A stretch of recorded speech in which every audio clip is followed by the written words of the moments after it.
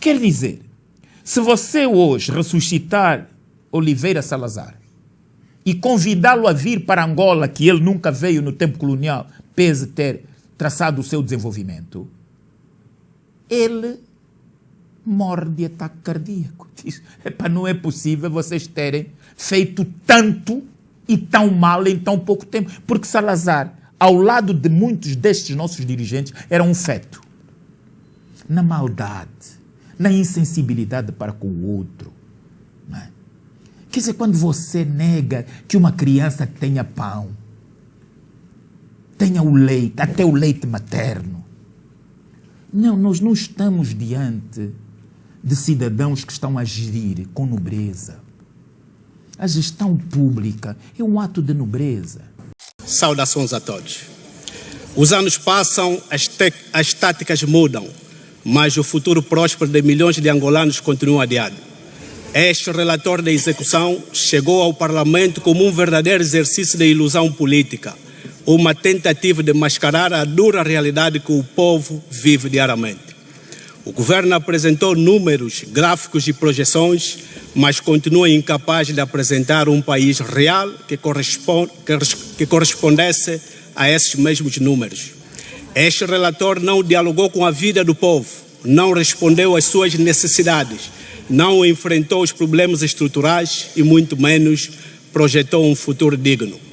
Estamos a analisar um relatório que sustenta o modelo de governação que deixou Angola mais pobre, mais endividada e mais desigual ao fim de 50 anos. Enquanto o país mergulhava na pobreza, o executivo mostrava ao mundo uma Angola de fantasia. Milhões foram gastos para festejar os 50 anos da independência com dinheiro emprestado e ainda convidamos os credores para celebrarem conosco. No fim de tudo, tiveram a coragem de continuar a culpar pela nossa desgraça os portugueses que partiram há meio século. Caros auxiliares do titular do Poder Executivo, precisamos refletir seriamente sobre o que queremos para Angola. Apesar de reprovar muita coisa que foi feita no passado, mas 50 anos depois da independência, a culpa já não pode continuar a ser atribuída aos portugueses, nem tampouco ao André Ventura. Até porque ele não é contra o povo angolano, mas sim contra o vosso MPLA e seus dirigentes, por causa da vossa indigência moral e política. Vocês governam de forma nefasta, devastadora e corrupta.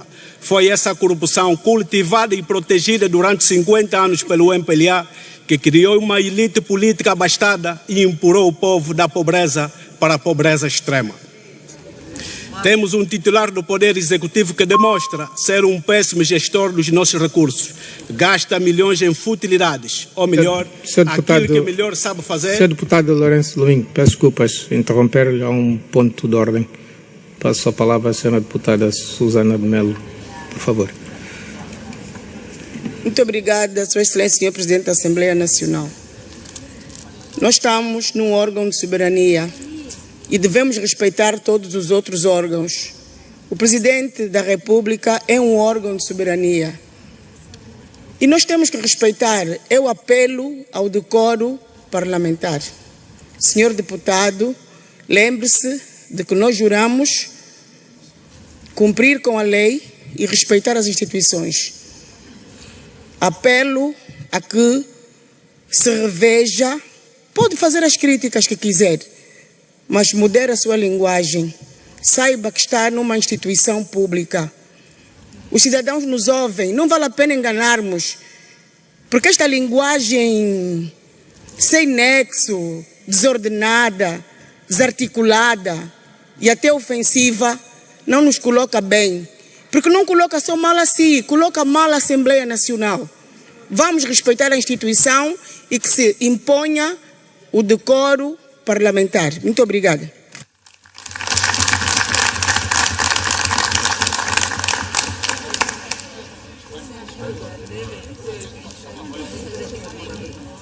Eu vou devolver a palavra ao Sr. Deputado Lourenço Lumingo, mas estava também de apelar a que, sem prejuízo da defesa do direito à liberdade de expressão que todos os deputados têm e que não pode ser posta em causa, tenhamos alguma contenção nas palavras. Tem a palavra, Sr. Deputado, para continuar a sua intervenção. Obrigado. Está em causa o dinheiro público. Se está a gastar mal o dinheiro público, vamos continuar a falar. Temos um titular do Poder Executivo que demonstra ser um péssimo gestor dos nossos recursos. Gasta milhões em futilidades, ou melhor, aquilo que melhor sabe fazer é organizar grandes eventos desportivos, musicais e festas no Palácio, em detrimento do bem-estar da população. Tudo isso serve para distrair o povo da sua péssima governação. Hoje, em Angola, há quem defenda que o Presidente da República merece uma condecoração, não pela boa governação, mas sim como maior promotor de eventos de 2025, superando nomes como Riquinho e Beto Cangamba. Senhor Secretário do Estado, ao analisar este relatório e verificar uma arrecadação de 5,93 milhões de kwanzas... Lourenço Domingo. Sim? Peço desculpas de interromper novamente, há um ponto de ordem. Passo a palavra ao Sr. Deputado do Milonga Bernardo.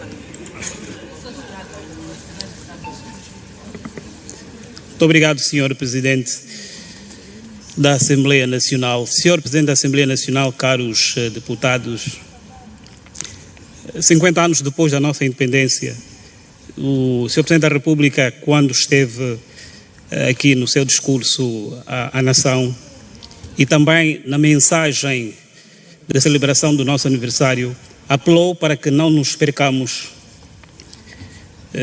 face às quesilhas políticas, que nos concentremos naquilo que é o essencial. E nós, enquanto deputados, não podemos permitir fazer da Assembleia Nacional um tapete para discursos sem responsabilidade, discursos que atentem contra os nossos deveres.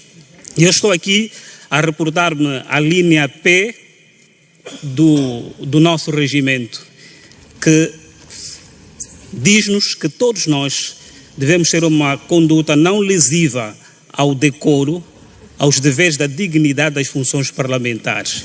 E o nosso nível de linguagem é essencial, até mesmo para esse espírito de reconciliação, para as pontes de diálogo que nós precisamos para construir o nosso país.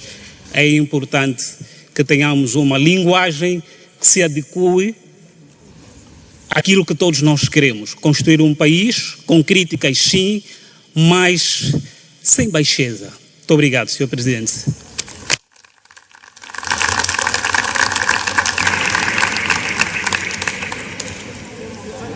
Sr. Deputado Lourenço Domingo, pode retomar a sua intervenção, por favor. Senhora Secretária do Estado, ao analisar esse relatório e verificar uma arrecadação de 5,93 bilhões de kwanzas, o que correspondeu a apenas 17% da receita anual, vejo refletida a total incapacidade deste governo de diversificar a economia. Continuamos colados ao petróleo como um dependente colado à sua última esperança. Com apenas 17% de execução ao meio do ano, o governo não tem qualquer hipótese de alcançar a meta anual sem recorrer a mais endividamento, mais empréstimo, mais sufoco e mais sacrifício imposto ao povo.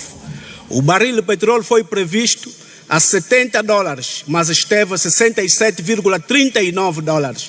A produção prevista era de 1,098 milhões de barris por dia e caiu para 1,009 milhões. Isto significa menos petróleo vendido e menos receitas fiscais. Os dados apresentados mostram que a nossa economia é um nado morto, sem vida, sem impulso e sem futuro. Estamos a hipotecar as gerações futuras com dívidas atrás de dívidas. Com vossos roubos e a vossa gestão danosa, prevejo uma Angola cada vez mais distante daquela que os nossos mais velhos sonharam em 1975.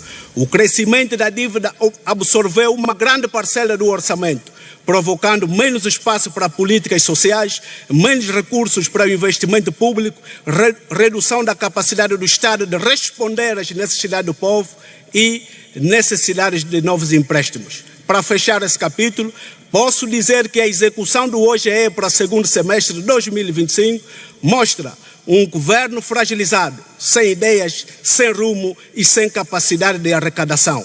Um orçamento excessivamente dependente do petróleo. Um governo incapaz de executar o investimento e um Estado aprisionado pelo serviço da dívida. Resultado, um Estado que gasta muito, investe pouco e arrecada muito menos do que precisa, caminhando para um endividamento permanente.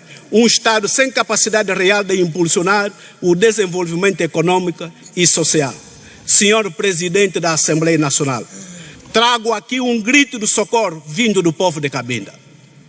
A nossa companhia de bandeira TAG continua a desprezar e humilhar os cabindas.